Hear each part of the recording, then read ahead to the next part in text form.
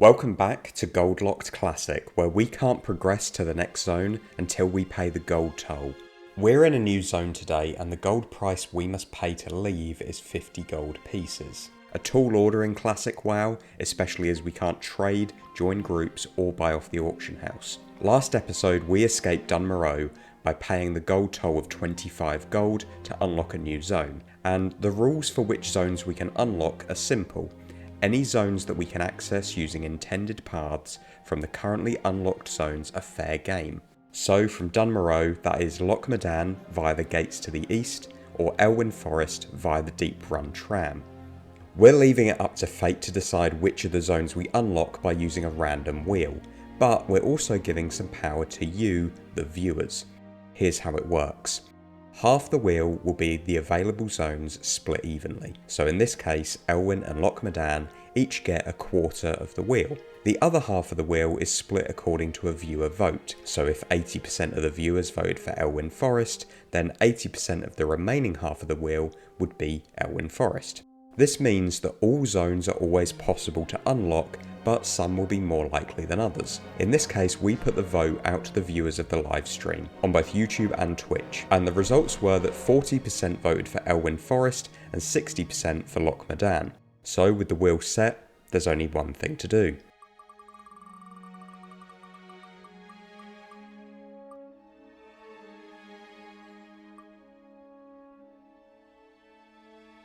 Okay, and we're off to Loch Modan.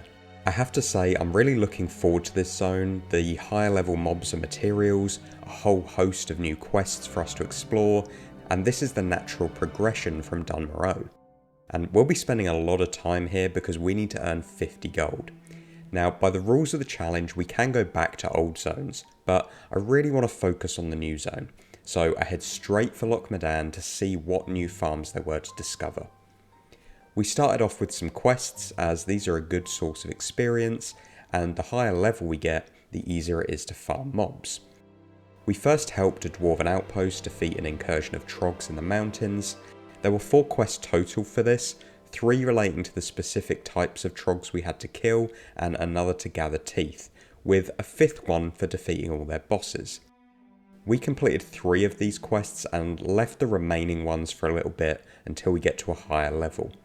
We then headed to Thelsamar, the main hub of the zone, where we picked up every quest available to us, which led us to Mountaineer Stormpike, who wanted us to defeat an incursion of kobolds and reclaim supplies. All of these quests were great because they had us killing humanoids in large numbers. Humanoids of course drop gear and linen cloth, and later on in the zone they'll drop wool cloth. The initial quests to kill kobolds and trogs were great, but my bags and bank were getting clogged with linen cloth and green items. And I knew there was some real value here in terms of tailoring and enchanting, so I decided to switch professions to clear out some of the backlog. I unlearned engineering and mining and switched instead to tailoring and enchanting. I'd already accumulated 268 linen cloth, as well as about 10 green items that weren't worth selling on the auction house. I then converted all of my linen cloth into bolts, and then I had to decide which item was the most profitable to disenchant. There were only 2 real contenders, the brown linen robe and the soft-soled linen boots. The brown linen robe needs only 3 bolts of linen cloth and a coarse thread, and it disenchants into strange dust and lesser magic essence. The soft-soled linen boots, on the other hand, need 5 bolts of linen cloth, a fine thread and 2 light leather, but they do give more materials when disenchanting, and they have a small chance to drop a small glimmering shard. I put all the values into a spreadsheet and calculated that the brown linen robe gives a profit of 4.76 silver, whereas the soft-soled linen boots has a profit of 3.5 silver.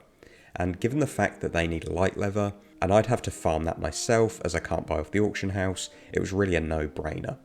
So I made around 44 brown linen robes, disenchanted them all, along with my accumulated greens, and ended up with 67 strange dust and 18 lesser magic essence.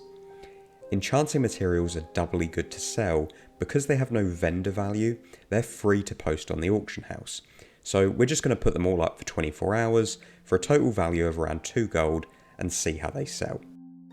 Whilst I was doing this, I decided to try out a profession that we hadn't really tried before, fishing. I first needed to get my fishing level up to a level that I could fish in Loch Modan without the fish getting away, so I went to the lake in Dun Morogh, and getting from 1 to 50 took about 15 minutes. It got me a few raw brilliant small fish and some raw longjaw mud snappers, which in total were worth about 25 silver for 15 minutes of fishing. So an hour of fishing here would net me around 1 gold. Now there are much better farms, but fishing is a nice relaxing way to play the game and requires very little focus, so in areas where the fish are worth more is certainly something I'll pay attention to. For now, the value of the fish is so little that I'm just going to save them to level my cooking skill. Again, as I can't buy off the auction house, I'll need to gather my own materials for this, so it makes sense to stockpile these now.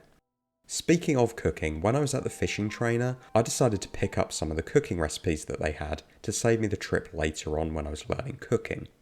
As I was doing this, I saw on the TSM tooltip that the longjaw mud snapper recipe was selling for around 50 silver, and given that it was only 4 silver to buy, I purchased 2 of these, one for me and one for the auction house, and I did this for the other recipes as well to diversify my portfolio and put everything up for sale, and it didn't take long for one to sell.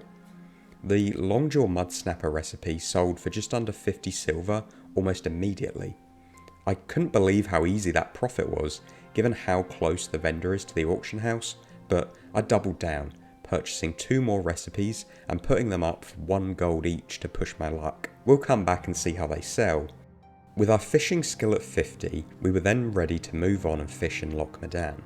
Now, Loch Modan has something that Dun Morogh does not when it comes to fishing, and those are fishing pools. These are nodes that, when fished in, give specific and often better items that you can't get from just casting in any ordinary bit of water. In Loch Modan there are 2 types of pools, the schools of sagefish and floating wreckages. Schools of sagefish drop, sagefish, strangle kelp and tightly sealed trunks. Floating wreckages also drop these trunks, and these trunks have some cool loot inside. They drop light and medium leather, bolts of linen and wool cloth, as well as a variety of green gear. So I decided to spend half an hour fishing these pools exclusively, and here's what I got. About 38 raw sagefish, which are worth about 1.5 gold, 6 tightly sealed trunks, which when we opened them gave us trade goods worth about 20 silver, and 7 strangle kelp worth about 30 silver. So that was a total value of 2 gold, which means that's about a 4 gold an hour farm, which is very good at this level. I also had a few tightly bound trunks in my bank that I'd got from trying out the fishing previously, and I decided to open them up as well. And alongside some trade goods, I also got the cadet belt and the inscribed leather belt, which sell for a good chunk of silver as well. So overall, I'd say the trunks are nice items, and it's good to have a sort of leather without having to relearn skinning. So I'm going to hoard these for now, in case I need the materials for tailoring or engineering in the future. At this point we had a lot of items up for sale, so we went and did a load more quests before returning to our farming. And the farms at the moment were consisting of a mixture of fishing and mining for some quick selling items, and also farming the kobolds and trogs for their green items and cloth. I then headed to the mailbox the next day to see how our auctions were selling, and it was looking really good. The strange dust we got sold straight away, as well as the last of our copper bolts, but we also had a lot of green items selling, each for around 1 to 2 gold. I think this is because we're now a higher level, and the items that are dropping actually have decent stats that people will gladly pay for their ults while leveling. What's crazy is Tough Jerky was selling for around 7 silver each, and that's mad because it's such a cheap vendor item, but I guess people are just lazy and want it to feed their pets. If you know of any other reason why people would be buying Tough Jerky off the auction house, please let me know, because this one really baffled me. A real surprise here are the fish cooking recipes. Now in Loch Modan, we get the Loch Frenzy Delight recipe, and that again is 4 silver. We sold a few of these and the Longjaw Mud Snapper recipes, both for over 1 gold apiece. and that's insane profit, and we've sold 4 of them in total, so that's really bumping up our numbers. The brilliant small fish recipe is also selling for around 11 silver, and we sold a Frostbane staff from Dun Morogh for 86 silver. So let's get all of this in the bag and see how much progress we've made so far.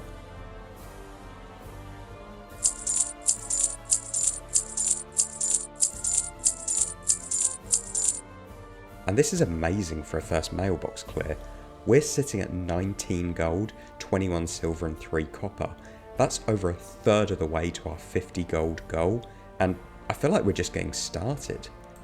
I've also decided that the gold we pay to leave each zone I'm going to give away to one lucky viewer of the live stream, so make sure you tune in on either YouTube or Twitch when we next go live.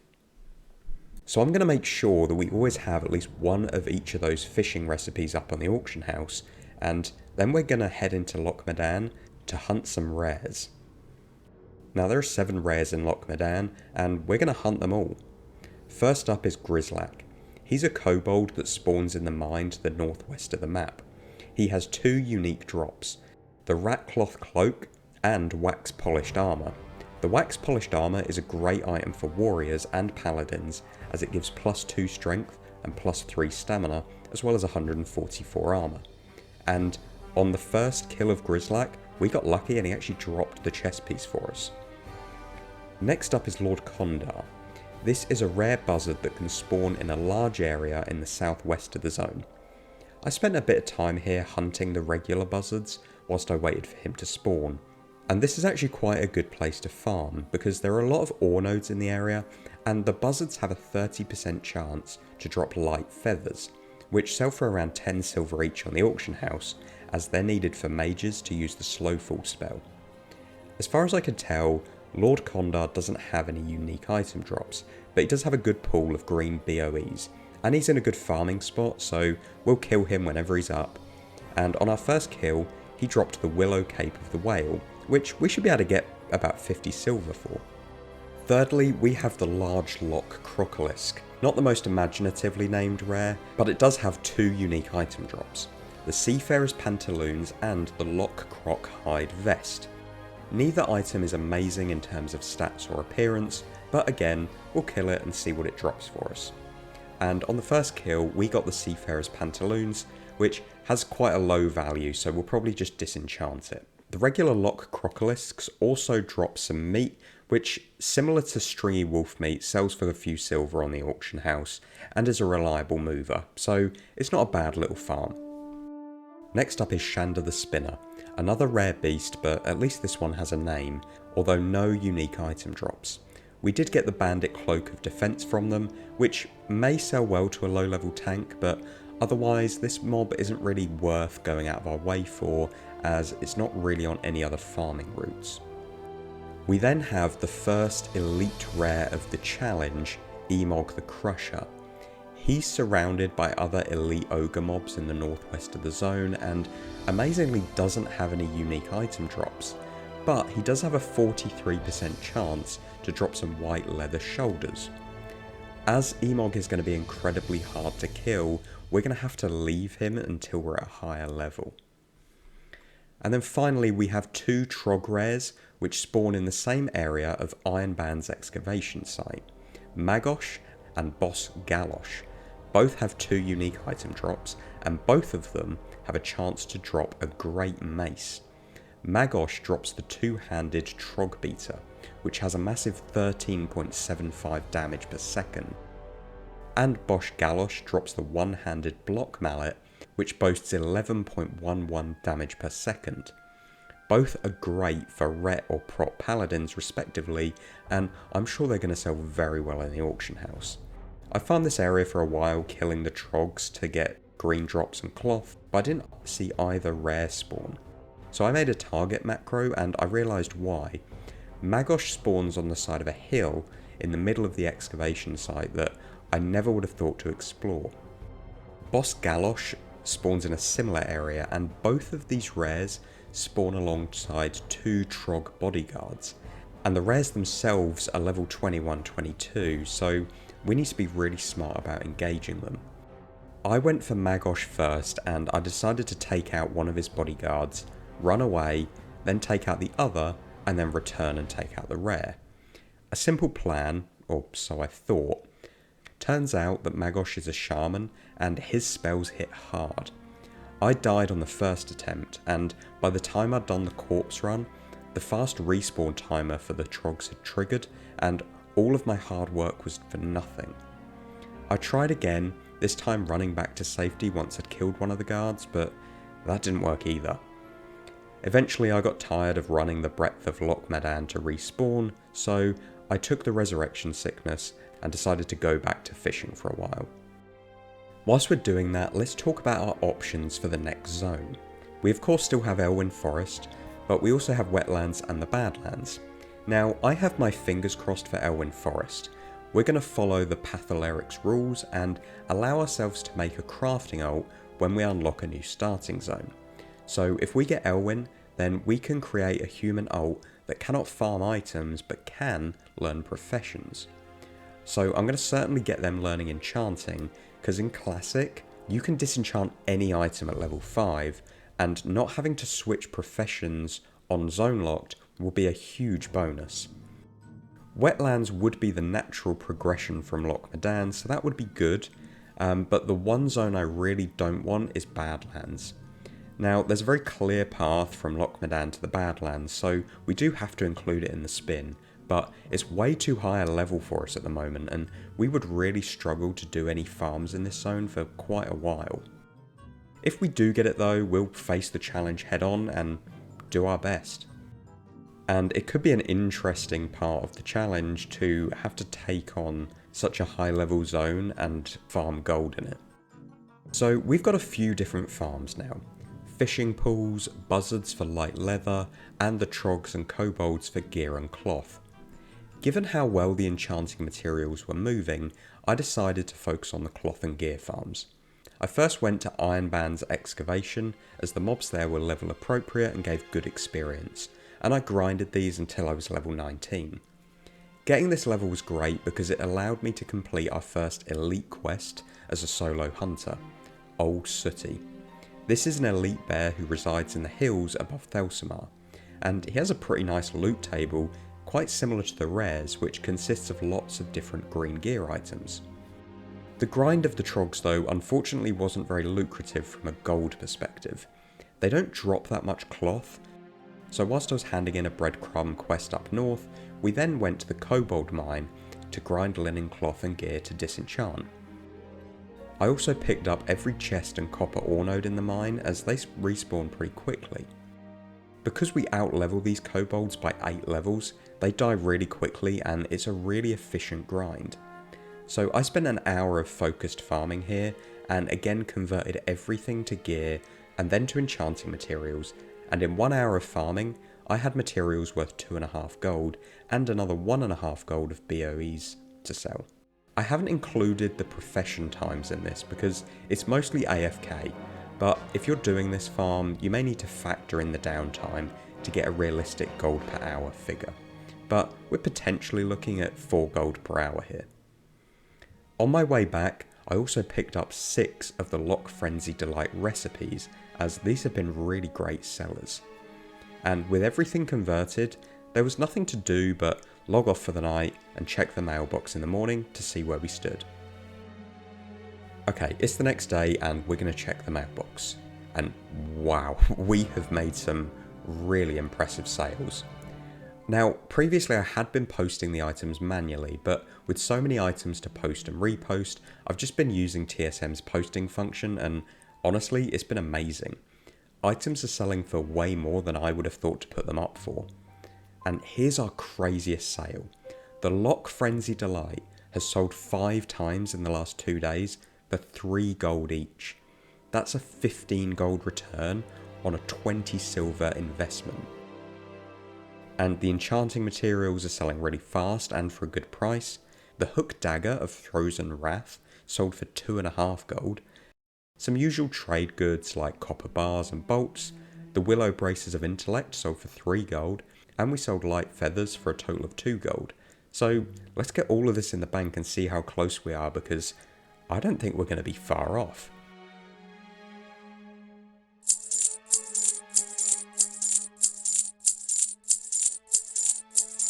Okay, whoa, 50 gold, 76 silver, and 6 copper. And we still have a couple of gold worth of items that are coming in from sold auctions. So, amazingly, we've actually beaten Loch Modan in a single episode, and I really wasn't expecting that. Let's have a quick look at our slash played.